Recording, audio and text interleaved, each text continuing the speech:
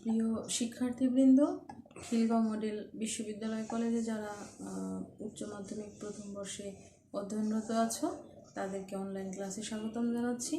আশা করছি তোমরা সকলে সুস্থ আছো, ভালো আছো এবং মন দিয়ে আমাদের ক্লাসগুলো ফলো করছো, বাসায় প্র্যাকটিস করছো। আমি তোমাদের পিছনে যে ক্লাসগুলো নিয়েছি সেগুলো নিশ্চয়ই তোমরা বুঝতে পেরেছো। কারণ যদি তোমরা কেউ বুঝতে না পারো তাহলে আমাকে নক দেবে যে কোথাও বুঝতে পারছো না। আমি সেই বিষয়গুলো নিয়ে তোমাদের সাথে আবার প্রয়োজনে আমি বোঝানোর চেষ্টা করব। আর আজকে আমি তোমাদের যে বিষয়টি নিয়ে আলোচনা করব সেটি হচ্ছে রুই মাছের প্রাকৃতিক সংরক্ষণ। এখানে রুই মাছের প্রাকৃতিক সংরক্ষণ মানে প্রাকৃতিকভাবেই রুই মাছকে আমরা কিভাবে সংরক্ষণ করতে পারি সেই বিষয়টি নিয়ে আলোচনা হবে। পৃথিবীর বিভিন্ন দেশেই কিন্তু তোমার মাছের মানে রুই মাছটি পাওয়া যায় এবং মূলত প্রাকৃতিক সংরক্ষণ মানে হচ্ছে যে ও যে প্রাকৃতিক মানে ও বলতে মাছটি যে প্রাকৃতিক পরিবেশে বেড়ে ওঠে, যে প্রাকৃতিক পরিবেশে সে রিপ্রোডাকশনের মাধ্যমে তার বংশবৃদ্ধি করতে পারে, বড় হয়ে উঠতে পারে, সেই এলাকাটিতেই তাকে সংরক্ষণ করে তার উপযুক্ত পরিবেশ সৃষ্টি করে দিয়ে তাকে বসবাসযোগ্য করে দেয়া, সেই কাজটি কিন্তু ওই প্রাকৃতিক পরিবেশেই তাকে করে দিতে হবে। এটা কিন্তু এমন কিছু বিষয় না যে আমরা কৃত্রিমভাবে বা নিজস্ব কোনো খামারে চাষকৃত মাছের ক্ষেত্রে কিন্তু প্রাকৃতিক সংরক্ষণ হয় না, সেটি কিন্তু তখন কৃত্রিম সংরক্ষণ হয়ে যাবে। প্রাকৃতিক সংরক্ষণটা হচ্ছে ওর প্রাকৃতিকভাবেই যে জায়গাটিতে ওর জন্ম হয় বা প্রাকৃতিকভাবেই যে পরিবেশে ওর বসবাস, সেই জায়গাটি হচ্ছে প্রাকৃতিক সংরক্ষণ। তো এইটি নিয়ে আমরা আজকে আলোচনা করব। দেখো, পৃথিবীর বিভিন্ন দেশে পুষ্টির যোগান দিতে, ঝামেলাবিহীন মাছ পেতে, স্বাদের দিকে নজর রাখতে রুই মাছের চাষ সাম্প্রতিক বছরগুলোতে ব্যাপক হারে বেড়েছে। বিভিন্ন খামারে যত উন্নত পদ্ধতিতে চাষ করা হোক না কেন তাকে কিন্তু প্রাকৃতিক সংরক্ষণ বলা যাবে না। আধুনিক পৃথিবীতে মানুষের সংখ্যা বেড়েছে, ভূখণ্ড বাড়েনি, অতএব মানুষের সুখ স্বাচ্ছন্দ্যের ক্ষেত্রে বাংলাদেশেও প্রাকৃতিক পরিবেশের বিনষ্ট হচ্ছে, পাশাপাশি প্রাকৃতিক জীবের সংকটও বাড়ছে। নদী প্রবাহ বন্ধ হয়ে যাচ্ছে, হাওর বিল বাওর ভরাট হচ্ছে, দখল হয়ে যাওয়া মাছের প্রাকৃতিক জনন ক্ষেত্রও বহু গুণে কমে যাচ্ছে। এই কথাগুলো আমি তোমাদের বলছি যে যেমন তুমি ধরো আমরা বুড়িগঙ্গা যে নদীটি রয়েছে সেখানে কিন্তু আমরা মাছের প্রাকৃতিক পরিবেশ দিতে পারছি না। কারণ যখন আমি আরো সহজ করে যদি বলি যে হালদা নদী আছে একটি, যেটি খাগড়াছড়ি থেকে খাগড়াছড়ি দিয়ে গেছে এবং কর্ণফুলীর একটি শাখা নদী। ওই হালদা নদীতে কিন্তু রুই মাছ তার প্রাকৃতিক প্রজননের জন্য বা প্রাকৃতিকভাবে বেড়ে ওঠার জন্য হালদা নদীটাকে খুব প্রসিদ্ধ, বিখ্যাত। ওখানে কিন্তু যখন ওদের রিপ্রোডাকশন টাইম থাকে, ওই টাইম অর্থাৎ প্রজননকালীন যে ঋতুগুলো থাকে সেই সময় কিন্তু ওরা সকলে ওখানে গিয়ে মাছগুলো ডিম ছাড়তে নিরাপদ বোধ করে, যার কারণে কিন্তু ওখানে যায় ছাড়ার জন্য। এখন তুমি যদি সেখানে একটি কালভার্ট, ব্রিজ নির্মাণ করো অথবা ট্রলার, নৌকা এগুলো চলাচল করে বা কারেন্ট জাল দেয়, অথবা সেখানে যদি কোনো শব্দ হয়, কলকারখানার দূষিত কোনো নল বা পাইপ দিয়ে যদি সেই পুকুরের মধ্যে বা নদীর মধ্যে ফেলা হয়, তখন কিন্তু মাছ তার স্বাভাবিক যে প্রজনন পদ্ধতি সেই ক্ষেত্রে কিন্তু তারা তাদের ব্যাঘাত ঘটে, যার কারণে কিন্তু তখন তারা ওই রিপ্রোডাকশন করতে পারে না, বা রিপ্রোডাকশন যদি হয়ও তখন কিন্তু ওই ছোট যে মাছ হবে ডিম ছাড়ার পরে সেই মাছগুলোও কিন্তু ওই পরিবেশে আর বেড়ে উঠতে পারে না। ওরা হয়তো অকালেই মারা যায়, অথবা কখনো কারেন্ট জালে ধরা পড়ে, অথবা কোনো জেলে তার ট্রলারে বা নৌকাতে করে বড়শি বা জাল দিয়ে ধরে নেয়। তো সেই বিষয়টি আমাদের নিশ্চিত করতে হবে যাতে মাছ তার প্রাকৃতিক পরিবেশে সঠিকভাবে নিরাপত্তার সাথে বেড়ে উঠতে পারে। এই জন্য আমাদের ওই যেসব এলাকা, যেমন আমি বুড়িগঙ্গার কথা বললাম, ওখানে কিন্তু বুড়িগঙ্গাতে কোনো স্বাভাবিক পরিবেশ নাই। মাছ কিন্তু তার যে স্বাভাবিক পরিবেশ সেখানে কিন্তু তাকে উপযুক্ত অক্সিজেন থাকতে হবে, উপযুক্ত তাপমাত্রা থাকতে হবে, উপযুক্ত খাদ্য থাকতে হবে।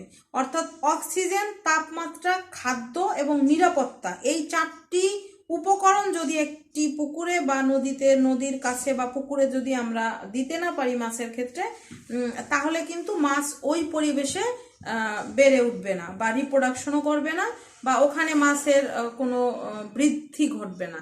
তো সেই জন্য আমরা যে কোনো প্রাকৃতিক যে ক্ষেত্রগুলো রয়েছে যেখানে মাছ ন্যাচারালি জন্ম হয়, ন্যাচারালি তাদের রিপ্রোডাকশন হয়, ন্যাচারালি সে ওখানে বেড়ে ওঠে, সেই জায়গাগুলোতে আমরা যে চেষ্টা করব প্রাকৃতিক সংরক্ষণের ক্ষেত্রে, ওখানে আমরা কোনো ব্রিজ, কালভার্ট নির্মাণ করব না, আমরা কোনো দূষিত পদার্থ ওখানে ফেলবো না, কলকারখানা থেকে কোনো রং বা রাসায়নিক কোনো বস্তু এমনভাবে আমরা পাইপ দেব না যাতে ওখানে যায়, অথবা আমরা কোনো কারেন্ট জাল, বড়শি এইসবও দেব না। রিপ্রোডাকশন কালীন সময়ে যাতে ওর নিরাপত্তা থাকে সেই ব্যবস্থাটা, বরঞ্চ সেখানে একটি আমরা সংরক্ষিত এলাকা ঘোষণা করে দিতে পারি। আমাদের সরকার কিন্তু এই বিষয়ে খুবই মানে কঠোরভাবে আইন প্রয়োগ, মানে আইন করে রেখেছেন যে যদি কেউ ওই নির্দিষ্ট একটা টাইম দেওয়া আছে, যে টাইমের মধ্যে কিন্তু অন্য কোনো মানে জেলে বা ট্রলার বা নৌকা বা কোনো ধরনের ব্রিজ, কালভার্ট এগুলো কিছু নির্মাণ তো করাই যাবে না, বা কোনো দর্শনার্থীর ভিড় বা কোনো মনোরঞ্জনের জন্য বা পিকনিকের জন্য ওই এলাকা দিয়ে যাওয়া যাবে না, এরকম কিন্তু আইন করা আছে। যদি সেই নির্দিষ্ট টাইমের বাইরে কখনো যায় তখন কি সেটা যেতে পারবে, কিন্তু যদি ওই নির্দিষ্ট টাইমের মধ্যে যায় তখন কিন্তু জরিমানা সহ 6 মাসের জেলেরও ব্যবস্থা আছে। তো সেই বিষয়গুলো শুধুমাত্র হালদা নদীর ক্ষেত্রে করা আছে। এটা যদি আমরা আমাদের প্রত্যেকটা মাছের প্রাকৃতিক ক্ষেত্রগুলোতে করতে পারতাম প্রয়োগগুলো, তাহলে কিন্তু আমাদের মাছের যোগানটা আরও বাড়তো। যেমন বুড়িগঙ্গাতেও যদি আমরা এই নিয়মটা চালু করতে পারি, তাহলে কিন্তু মাছের ওইখানেও কিন্তু মাছের বৃদ্ধি ঘটবে, রিপ্রোডাকশন বাড়বে, ছোট মাছের আরও বেশি বৃদ্ধি হলে তখন আমাদের কিন্তু মাছের বাজারে আমিষের চাহিদা মানে যে চাহিদাটা রয়েছে সেইটা কিন্তু পূরণ করা সম্ভব, ঘাটতিটা পূরণ করা সম্ভব হবে। তাছাড়া কিন্তু মাছটা আমরা আরো কমেও পাবো, কারণ যখন আমাদের মাছের যোগান কম থাকবে তখন কিন্তু কম থাকলে তোমার দামটা বেড়ে যায়, আর যদি আমাদের সংখ্যাটা মানে বেশি থাকে তখন কিন্তু আমরা কম দামে মাছটাও পাবো, অর্থাৎ আমরা তখন কিন্তু লাভবান হব সব দিক থেকেই। আমরা মাছটা যদি এইভাবে সংরক্ষণ করে উপযুক্ত পরিবেশ দিতে পারি, তাহলে কিন্তু আলটিমেটলি আমরাই লাভবান হব সব দিক থেকে। সেই জন্য আমাদের বলা হয়েছে যে এই যে এখানে তোমার দুটো পয়েন্ট করে দিয়েছে যে মৌসুমী অভয়াশ্রম, যেটা আমি বললাম তোমাদের যে নির্দিষ্ট একটি টাইমের মধ্যে মানে ওখানে এই যে আমি এখানে দেয়াই আছে, নির্দিষ্ট প্রজাতির মাছ বছরের নির্দিষ্ট সময়ে উপযুক্ত বা নির্দিষ্ট প্রজনন ক্ষেত্রে বংশবৃদ্ধি ঘটিয়ে নির্দিষ্ট আবাসে বিচরণ করে থাকে। তাই অবাধ প্রজনন ও বিচরণের জন্য সুনির্দিষ্ট জলাশয় বছরের নির্দিষ্ট সময়ে মাছের অভয়াশ্রম হিসেবে সরকার তাকে ঘোষণা করে। যেমন হালদা নদীর মাদুনা ঘাট এলাকা, কাপ্তাই লেকের লং জাদু, বিলাইছড়ি এলাকা, এখানে হালদা নদীর সামান্য একটি অংশকে অভয়াশ্রম ঘোষণা করা হয়েছে, তাও মৌসুমী অভয়াশ্রম। মৌসুমী মানে বছরের একটি নির্দিষ্ট সময়, কিন্তু এই নদীতে সারা বছরই কম বেশি রুই মাছের আনাগোনা দেখতে পাওয়া যায়। যেহেতু নির্দিষ্ট সময় ছাড়া অন্য সময় এই নদী অরক্ষিত থাকে, তাই মানুষ গোপনে সারা বছরই রুই মাছ আহরণ করতে ব্যস্ত থাকে। অতএব বিষয়টি পর্যালোচনা করে যথাশীঘ্রই সম্ভব সাংবাৎসরিক অর্থাৎ পুরো বছর অভয়াশ্রম ঘোষণা করে কঠোর নজরদারির মাধ্যমে রাখতে হবে। দেশের অন্যান্য নদীতে মৌসুমী অভয়াশ্রম কার্যকর হলেও হালদা নদীকে রুই মাছের জন্য সারা বছরের অভয়াশ্রম ঘোষণা করতে হবে। যে কথাগুলো আমি এতক্ষণ তোমাদের সাথে আলোচনা করলাম, যে প্রাকৃতিক, তোমাদের কিন্তু রুই মাছের প্রাকৃতিক সংরক্ষণ মানেই হচ্ছে ও যে নির্দিষ্ট এলাকায় থাকে সেই সব এলাকাগুলোকে আমাদের কয়েকটি বিষয় খেয়াল রাখতে হবে, যে ও যেন মানে নিরাপত্তার সাথে থাকতে পারে, ওর খাবারের ব্যবস্থা যেন থাকতে পারে, মানে সেখানে যদি আমরা কোনো কৃত্রিমভাবে কোনো দূষণ সৃষ্টি না করি, তাহলে কিন্তু ন্যাচারালি যে খাবারটা হবে সেটাতে ওর যথেষ্ট পরিমাণ ওর মানে যোগান দেওয়া সম্ভব হবে এবং তখন ওদের বৃদ্ধিও বাড়বে। আবার বিশেষ জীববৈচিত্র্য সংরক্ষণ এলাকা, হালদা নদী রুই মাছের বিশুদ্ধ জিন সংরক্ষণ অবদান রেখে চলেছে। তাছাড়া এটি একমাত্র জোয়ার ভাটার নদী যা দেশের এক প্রান্তে উৎপত্তি লাভ করে দেশের এক স্থানে অন্য স্থানে সমাপ্ত হয়। জোয়ার ভাটা সমৃদ্ধ অঞ্চল এমনিতেই খুব সমৃদ্ধ, কিন্তু অত্যন্ত সংবেদনশীল অঞ্চল। সংবেদনশীলতা ধরে রাখতে পারলে রুইয়ের প্রজনন ও বিচরণ অব্যাহত থাকবে। এই কারণে হালদা নদীকে বিশেষ জীববৈচিত্র্য সংরক্ষণ এলাকা হিসেবে ঘোষণা করতে হবে। হালদা নদীতে রুই মাছের প্রাকৃতিক সংরক্ষণ করতে হলে নদীর পাড়ে প্রতিষ্ঠিত দূষণ সৃষ্টিকারী শিল্প প্রতিষ্ঠান স্থাপন বন্ধ করতে হবে। মাছ শিকারে কঠোর আইন প্রণয়ন করতে হবে এবং সেটা বাস্তবায়ন করতে হবে। অপরিকল্পিত বাঁধ, ড্যাম, সুইচ গেট নির্মাণ বন্ধ করতে হবে। রুই মাছের ডিম ছাড়ার যে নির্দিষ্ট বাঁক রয়েছে তার বৈশিষ্ট্য অক্ষুণ্ণ রাখতে হবে। এই বিষয়ে পর্যবেক্ষণে একটি বিশেষজ্ঞ কমিটি অবশ্যই থাকতে হবে। যেসব নদীতে প্রাকৃতিক রুই মাছ পাওয়া যায় সেসব নদীর পাশে অবস্থিত বিশ্ববিদ্যালয়ের মৎস্য বিজ্ঞানীদের তত্ত্বাবধানে রুই মাছের প্রাকৃতিক সংরক্ষণ যথাযথ হবে বলে আশা করা যায়। এই যে দেখো কতগুলো কথা আমি বললাম তোমাদের সাথে, এগুলো কিন্তু আমি আগেই আলোচনা করেছি, যেগুলো এখানে পরবর্তীতে আমরা মানে পয়েন্ট আকারে এখানে আলোচনা করেছে। আমি আশা করি তোমরা রুই মাছের প্রাকৃতিক সংরক্ষণটি বুঝতে পেরেছো। অনেকে কিন্তু আমার পূর্বের অভিজ্ঞতা থেকে আমি যেটা বুঝি, অনেকে কিন্তু মনে করে যে হয়তো হ্যাচারির মধ্যে নিয়ে আমি সংরক্ষণ করব, সেখানে আমি ব্রিজ নির্মাণ থাকবে না, কালভার্ট থাকবে না, ব্রিজ থাকবে না, রাসায়নিক দিব না, আমি উপযুক্ত খাবার আরো বেশি করে দেব, ওখানে কোনো শব্দ তৈরি করব না। এটা কিন্তু প্রাকৃতিক সংরক্ষণ হবে না, এটা কিন্তু তখন তোমার কৃত্রিম সংরক্ষণ হবে। প্রাকৃতিক সংরক্ষণটা মানে তুমি ওকে বাঁধতে পারবা না, ওর যে পরিবেশে ও জন্ম সেই পরিবেশেই ও থাকবে, শুধুমাত্র তুমি তাকে ডিস্টার্ব করবা না। কারণ ওই নদী কিন্তু তোমার বা আমার না, বা মানুষের না, নদী কিন্তু মাছেদের মানে জলজ প্রাণীদের, জলে যারা বাস করে জলজ যত প্রাণী আছে সেই ক্ষেত্রে তাদের হচ্ছে নদীটা তাদের জন্য সৃষ্টিকর্তা বরাদ্দ করেছেন। সেখানে আমরা আমাদের প্রয়োজন মিটাই, সেটা ঠিক আছে, কিন্তু ওদেরকে এমন কোনো মানে সমস্যা তৈরি করা যাবে না যাতে ওরা নিজেদেরকে অনিরাপদ মনে করে, তাহলে কিন্তু ওদের বৃদ্ধি ঘটবে না এবং ওদের আস্তে আস্তে ওরা বিলুপ্ত হবে। সেই কাজটি আমরা করব না। এই জন্য আমরা কি করব, ওদের যে ন্যাচারাল মানে ক্ষেত্রগুলো আছে, প্রাকৃতিক যে ক্ষেত্রগুলো আছে, শুধুমাত্র সেই জায়গাটাতে আমরা চেষ্টা করব যাতে ওরা নিরাপত্তার সাথে থাকতে পারে। এইটাই হচ্ছে আমাদের মূল কাজ। আর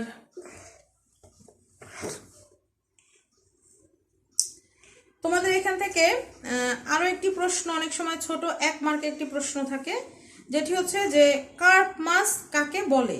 কার্প মাছ কাকে বলে?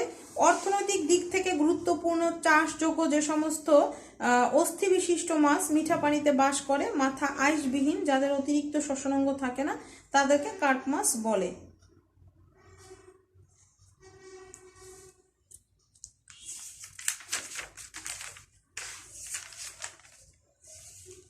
তোমাদের আমি আরেকটি প্রশ্ন পড়াবো, তোমাদের অনেক সময় এইটা এখান থেকে একটি প্রশ্ন থাকে, সেটা হচ্ছে বায়ুথলি বা পটকা। লেবিও রোহিটার মেরুদণ্ডের নিচে পৌষ্টিক নালীর উপরে অবস্থিত পাতলা প্রাচীর বিশিষ্ট থলির নাম বায়ুথলি বা পটকা। এটি দেখতে চকচকে সাদা থলির মতো, বিভিন্ন ধরনের গ্যাসে পূর্ণ। তোমরা আমার মনে হয় খেয়াল করবে, বাসায় যখন তোমাদের মাছ আনে, বাসায় মাছ যখন আনে, তখন তোমরা হয়তো এই ধরনের একটি মাছের, আমরা অনেক সময় ওই ছোটবেলায় আমি যেটা আমার মনে আছে, এরকম জোরে চাপ দিলে কিন্তু একটা জোরে শব্দ হয়। আমি জানি না তোমরা খেয়াল করেছো কিনা, সাদা রঙের একটি থলি, এই যে এই থলিটা তোমরা খেয়াল করো, এই থলিটা, এটা কিন্তু মাছের থাকে, যখন মাছ কাটা হয় তখন বোঝা যায়। এবং এটা কিন্তু বায়ুপূর্ণ একটা থলি, জোরে যখন চাপ দেয়া হবে তখন কিন্তু প্রচন্ড জোরে একটা শব্দ হবে। এটাই হচ্ছে রুই মাছের বায়ুথলি। তো এই বায়ুথলিটার সংজ্ঞাটা কি হবে? বায়ুথলির সংজ্ঞাটা হবে কি, মেরুদণ্ডের নিচে থাকবে, পৌষ্টিক নালীর উপরে থাকবে, যে পাতলা প্রাচীর বিশিষ্ট অংশ থলি, সেটাই হচ্ছে বায়ুথলি। এবার বায়ুথলিটি কিন্তু তোমার সম্মুখ দিকে ছোট, পেছনের দিকে বিভক্ত। এটা কিন্তু দেখো তোমরা খেয়াল করলে বুঝতে পারবা, দুইটা প্রকোষ্ঠ আছে এখানে, বায়ুথলিতে দুইটা প্রকোষ্ঠ। এটা হচ্ছে পশ্চাৎ প্রকোষ্ঠ, এটা হচ্ছে সম্মুখ প্রকোষ্ঠ। যেটা পশ্চাৎ প্রকোষ্ঠ সেটা কিন্তু বড়, আর যেটা সম্মুখ প্রকোষ্ঠ সেটা কিন্তু ছোট। অর্থাৎ বায়ুথলি দুটি প্রকোষ্ঠ নিয়ে গঠিত, একটি বড় প্রকোষ্ঠ আর একটি ছোট প্রকোষ্ঠ। বড় প্রকোষ্ঠটির নাম কি হবে? পশ্চাৎ প্রকোষ্ঠ। ছোট প্রকোষ্ঠটির নাম কি হবে? সম্মুখ প্রকোষ্ঠ। তোমরা কিন্তু এটা মানে আমি যেভাবে বলছি, দেখো আমি কিন্তু বই দেখে বলছি না, আমি চিত্র দেখে বলছি। তোমরা চাইলে কিন্তু এটা প্র্যাকটিস করতে পারো, তাহলে কিন্তু তোমার আর পড়া মানে মুখস্থ করা লাগবে না। পড়বা, একবার দুইবার পড়ার পরে নিজেই লিখতে পারবা। এবার আসো, এই বড় যে প্রকোষ্ঠ, ছোট যে প্রকোষ্ঠ, এই দুইটা প্রকোষ্ঠের মাঝ দিয়ে দেখো একটা নালীর মতো বের হয়েছে। এই যে যে নালীটা, সেটার নাম হবে নিউমেটিক ডাক্ট। কি বললাম? বড় প্রকোষ্ঠ এবং ছোট প্রকোষ্ঠ, ওই দুইটা প্রকোষ্ঠের নিচ দিয়ে মানে জয়েন্টে দিয়ে একটি ছোট নালীর মতো গেছে, ওই নালীটির নাম হবে কি? Pneumatic duct. এইটাই হচ্ছে তোমার নিউমেটিক নালী, যেটা কিন্তু আবার ওই যে অন্য আরেকটি ব্যাপার আছে যে কানকোর সাথে তোমার অন্তঃকরণের সাথে যাবে, এটা আমাদের আপাতত দরকার নাই। এইটুকু শুধু আমরা যা শিখে রাখি যে বায়ুথলি কি, বায়ুথলির গঠন লিখো। আর বায়ুথলির কিছু কাজ আছে, সেটা হচ্ছে আমি তোমাদের একটু বায়ুথলিটা তারপর আবার একটু এঁকে দেখাবো।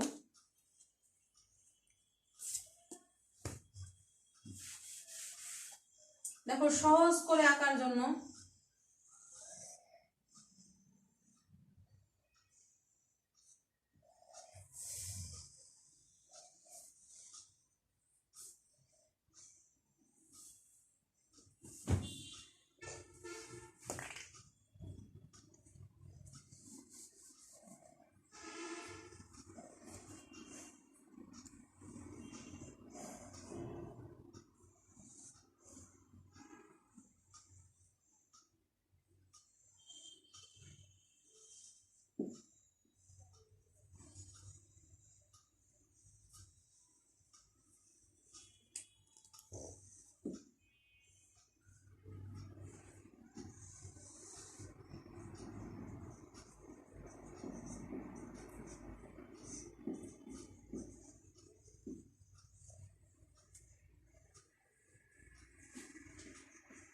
এটা হচ্ছে সম্মুখ প্রকোষ্ঠ, পশ্চাৎ প্রকোষ্ঠ,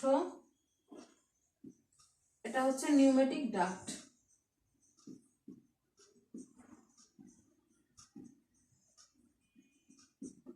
আর এটা হচ্ছে একটি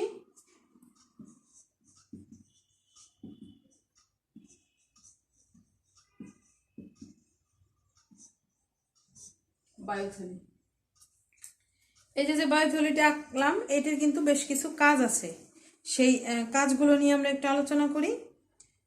বায়ুথলি প্লাবতা রক্ষাকারী অঙ্গ হিসেবে কাজ করে, এবং 2 নম্বর হচ্ছে বায়ুথলির প্রাচীরে অবস্থিত কৈশিক নালী থেকে বায়ুথলিতে অতিরিক্ত গ্যাস সরবরাহ করে, অথবা বায়ুথলি থেকে রক্তে গ্যাস শোষণ করে মাছ তার আপেক্ষিক গুরুত্ব নিয়ন্ত্রণ করে। আপেক্ষিক 3 নম্বর হচ্ছে মাছের আপেক্ষিক গুরুত্ব নিয়ন্ত্রণ করে পানির নিচে বিভিন্ন গভীরতায় মাছকে স্থির থাকতে সাহায্য করে। 4 নম্বর হচ্ছে মাছ বায়ুথলি দ্বারা শব্দ গ্রহণ করতে পারে। বায়ুথলির সাথে ওয়েবেরিয়ান ওসিকলের মাধ্যমে অন্তঃকরণের সংযোগ থাকে, যেটা কিন্তু আমি তখন আঁকতে যেয়ে বললাম যে অন্তঃকরণের সাথে ওর একটা সংযোগ থাকে।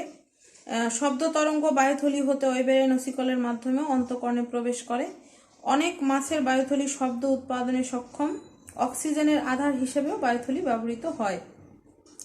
এখানে খেয়াল করো, মাছের আপেক্ষিক গুরুত্ব নিয়ন্ত্রণ করে। আপেক্ষিক গুরুত্ব মানে কিন্তু 4 ডিগ্রি সেন্টিগ্রেড পানির সাথে একটি ভারসাম্য রক্ষা করে বডির সাথে। তারপরে অন্তঃকর্ণ, এখানে কিন্তু শব্দ, বিভিন্ন ধরনের শব্দ বা বিভিন্ন ধরনের যে আত্মরক্ষার জন্য ওদের সচেতন হওয়ার যে সংকেত, সেগুলো কিন্তু বায়ুথলির মাধ্যমে তোমার অন্তঃকর্ণ দিয়ে মস্তিষ্কে যায়। অন্তঃকর্ণ দিয়ে মস্তিষ্কে গেলে তখন মাছ সেটা বুঝতে পারে যে আমার এখানে মানে নিরাপত্তা আছে কি নাই, বা আত্মরক্ষার জন্য তখন সে একটা স্টেপ নেয়। এই হচ্ছে বিষয়। এবং এটা তোমার বায়ুথলির কাজটা কিন্তু অনেক সময় 2 মার্ক 3 মার্কেও আসে, যে বায়ুথলির 3টি কাজ লিখো, বা বায়ুথলির 2টো কাজ লিখো, বা 4টি কাজ লিখো, এভাবে কিন্তু একটি প্রশ্ন থাকে। আর তোমার একটি বড় প্রশ্ন থাকতে পারে যে বায়ুথলি কি, বায়ুথলির গঠন লিখো, গঠন ও কাজ লিখো। এইভাবে 4 মার্কে একটি প্রশ্ন থাকতে পারে যে বায়ুথলির গঠন ও কাজ লিখো। আর ছোট প্রশ্ন যদি থাকে যে তাহলে তোমার হয়তো বায়ুথলি কি, এইভাবে তোমার প্রশ্ন থাকতে পারে। আর তোমরা জানো যে সব প্রশ্নই তোমাদের উদ্দীপকের ভিত্তিতে হবে, উদ্দীপক ছাড়া কোনো প্রশ্ন হবে না। উদ্দীপকের ক্ষেত্রে যদি তোমাদেরকে এইভাবে বলে যে যেটা ধরো মেরুদণ্ডের নিচে পৌষ্টিক নালীর উপরে, বা তোমার ধরো এরকম যেটা যে অক্সিজেন, নাইট্রোজেন, কার্বন ডাইঅক্সাইড পূর্ণ থলি কোনটি, এইভাবে তোমার কিছু ডিরেকশন দেয়া থাকবে। আর গঠনে তোমার আরেকটু বলতে হবে যে অন্তঃকর্ণাশয় যুক্ত বায়ুথলির বাইরের দিকে ঘন সন্নিবিষ্ট রক্ত জালক সমৃদ্ধ থাকে, প্রাচীর 2টি স্তর নিয়ে গঠিত, বাইরের যোজক টিস্যু দ্বারা গঠিত স্তর টিউনিকা এক্সটার্না এবং ভেতরে থাকে মসৃণ টিউনিকা এক্সটার্না। এবং বায়ুথলির অন্তঃপ্রাচীরে এপিথেলিয়াম সংলগ্ন একটি লাল বর্ণের গ্যাস গ্রন্থি থাকে। গ্রন্থিতে সন্নিবিষ্ট অসংখ্য কৈশিক নালিকা দেখা যায় যাদের রেটিনায় মিরাবিলিয়া থাকে। সামনের প্রকোষ্ঠের গ্রন্থি থেকে নিঃসৃত গ্যাস দ্বারা বায়ুথলি পূর্ণ হয়, কিন্তু পেছনের প্রকোষ্ঠে বিদ্যমান এই গ্রন্থি গ্যাস শোষণ করে। এখানে মূলত হচ্ছে যে তোমার আমি হয়তো বা প্রথমে বলেছি কিনা জানি না, বইটি আমি যে বইটি ফলো করছি তোমাদের পড়াতে, যে সেই বইটি হচ্ছে গাজী আজমল স্যারের জীববিজ্ঞান দ্বিতীয় পত্র একাদশ দ্বাদশ শ্রেণীর জন্য যে বইটি রয়েছে, জীববিজ্ঞান দ্বিতীয় পত্র একাদশ দ্বাদশ শ্রেণী, গাজী আজমল স্যার, সেই বইটি কিন্তু আমি ফলো করেছি। যদিও এই কথাটি হয়তো শুরুতে বলে দিলে ভালো হতো, তবে তোমরা যারা আমাকে পিছন থেকে ক্লাসগুলো ফলো করছো তোমরা জানো যে আমি গাজী আজমল স্যারের বইটি বেশি ফলো করি এবং সেটি থেকেই তোমাদেরকে আমি পড়াই। আর আশা করছি তোমরা সকলে আমার ক্লাসটি বুঝতে পেরেছো, যেখান থেকে কি পড়তে হবে। আজকে আমরা যে ক্লাসটি নিলাম সেখান থেকে আমরা যে বিষয়টি বুঝতে পারবো সেটি হচ্ছে বায়ুথলি কি, বায়ুথলির গঠন ও কাজ, আর আরেকটি পড়লাম হচ্ছে রুই মাছের প্রাকৃতিক সংরক্ষণ। এই যে পড়াটি মানে পুরো বিষয়টি আলোচনা করলাম, এই সবটিই কিন্তু উদ্দীপকের ভিত্তিতে প্রশ্নটি থাকবে, সেই অ্যান্সারটি তোমাদেরকে বুঝে করতে হবে। আশা করছি তোমরা সকলে বুঝতে পেরেছো এবং বাসায় প্র্যাকটিস করবে। পরবর্তী ক্লাসে তোমাদের সাথে আবার দেখা হবে, সেই পর্যন্ত সকলের সুস্থতা কামনা করছি। আর আমার জন্য তোমরা দোয়া রেখো যেন আমিও সুস্থ থাকি। আর তোমরা অবশ্যই তোমাদের রোল এবং ক্লাস রোল এবং নাম উল্লেখ করে কমেন্ট বক্সে জানাবে। আর তোমরা কিন্তু পিছনে যে ক্লাসগুলো হয়েছে সেখানে যদি কারো কোনো কিছু বুঝতে অসুবিধা হয় আমাকে নক দিতে পারো, আমি প্রয়োজনে সেই ক্লাস যেটি বুঝতে পারোনি সেটি আবার তোমাদের জন্য আমি হয়তো রিপিট দিব বা চেষ্টা করব যাতে সেইটি তোমাদেরকে আবারও বোঝানো যায়। তোমাদের এরকম যদি কারো কিছু থাকে যে বিষয়টি আরও একবার ক্লাস নিলে তোমাদের সুবিধা হয়, সেইটি আমাকে জানাতে পারো, আমি সেটি নিয়ে তোমাদের সামনে আবার হয়তো হাজির হব। সে পর্যন্ত সকলে সুস্থ থাকো, ভালো থাকো, দোয়া রাখো যেন আমিও সুস্থ থাকি।